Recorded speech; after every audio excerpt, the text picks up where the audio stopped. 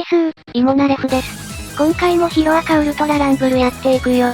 今回の動画はトガヒミコ、チームアップはマウントレディとトドロキくんだよ。よろしくです。トガちゃんはナイフによる遠距離攻撃や自衛能力、吸血による変身が特徴のキャラ。オープンベータテストでのロールはラピッドだったのだけど、高機動キャラとはちょっと違うからか正式サービスではテクニカルに変更されることが予告されているよ。特徴その1の変身能力はダウンした相手を特殊アクションで仕留めるか、ガンマ技を命中させると使用可能でその時の対象の個性技レベルをコピー可能。しかも変身中は他のチームメイトから見ると仲間のオンライン ID が表示され、どちらが本物か区別できないという完璧な変身能力。さらにご覧の通り特殊アクションのフィニッシュは爆速で相手を仕留めることが可能。通常のフィニッシュとは違いシールドは回復しないが乱戦時に即枚数を減らせるのはかなり実用的。特徴その2の個性技アルファはナイフをしこたま投げつけ連続ダメージを与えるザクザクスローナイフ。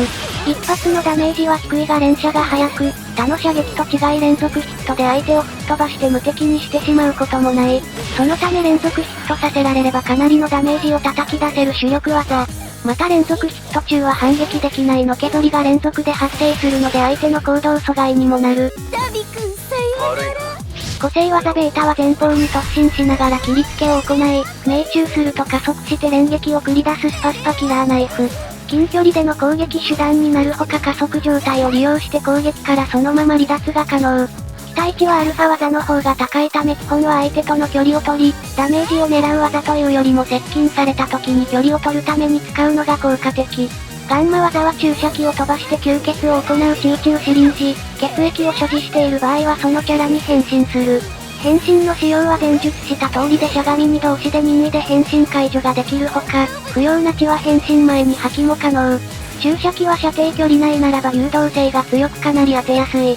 ナイフ投げが強力なトガちゃんではあるが終盤の狭くなったエリアの決戦においてそれだけでは厳しいため、標的に変身してその力をそのまま利用させてもらえるのがトガちゃんの強みとなる。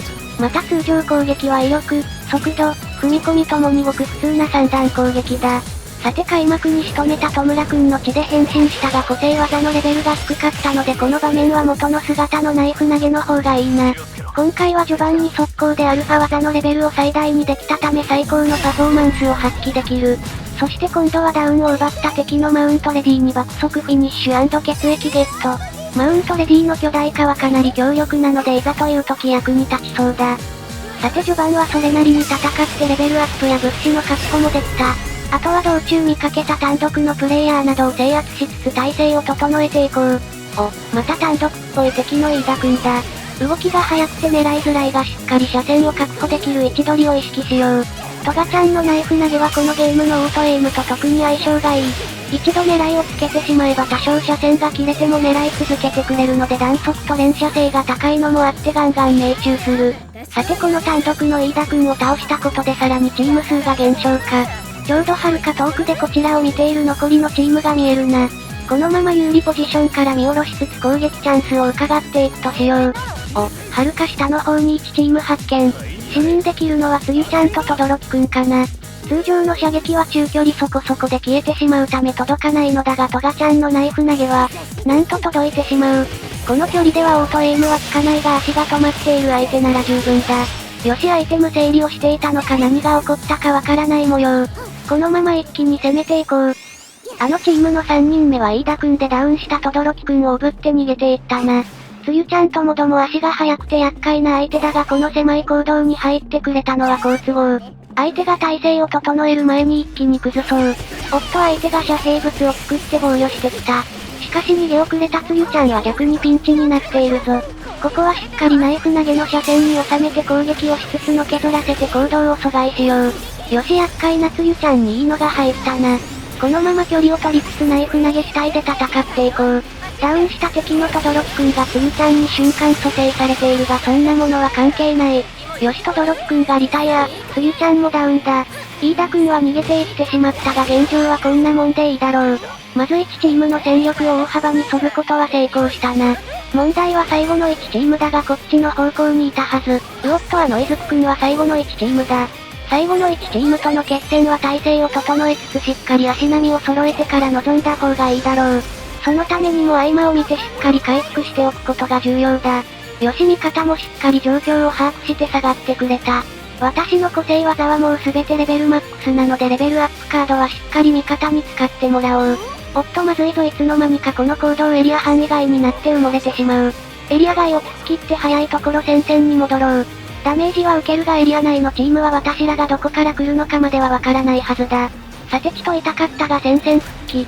とりあえずこちら側は安全なようなのでしっかり状況を把握していこう。上で交戦していたのはさっきの飯田くんと最後のチームの戸村くんか。そろそろナイフ投げだけでは厳しくなってきたので奥の手と行こう。ビッグになりたい。ここは序盤に確保した敵マウントレディの血の出番だ。このゲームは同キャラでチームアップすることができないのだがトガちゃんの変身能力ならば疑似的に同キャラ編成が可能。そして今回2枚編成にするはダブルマウントレディのダブル巨大化。巨大化は時間制限付きの代わりに性能は強力無比。それが一度に2人襲ってくるとあってはエリア内のプレイヤーたちはたまったものではないだろう。しかもトガちゃんはどうせ変身時間のリミットがあるので巨大化のペース配分など考えずフルに使用することができる。さあまずは動き回られると厄介だった飯田くんを撃破。さらに巨大化で他のプレイヤーは雲の子を散らすように逃げていったので今のうちに回復だ。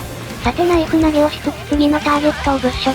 あそこで誰かダウンしてる。よし今度は戸村くんの血をゲット。最終盤面はこれで決めるとするか。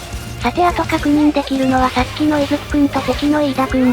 余った個性技カードを使用してバフをかけつつ一気に勝負をかけよう。まずは残ったナイフを大放出。よし飯田くんのシールドはひっぺがした。向こうはマウントレディと轟くんに任せよう。プルスウルトラを使った伊豆くんの相手は私に任せてもらおう。こちらは地上戦最強クラスの戸村くんだ。トガちゃんはこのように変身で操作が目まぐるしく変わるので複数キャラの使用知識が必要。ちなみに私は全キャラ使っているのでそこのところは問題なしだ。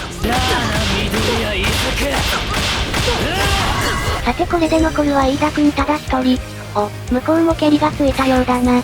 無様だな。ありがとう。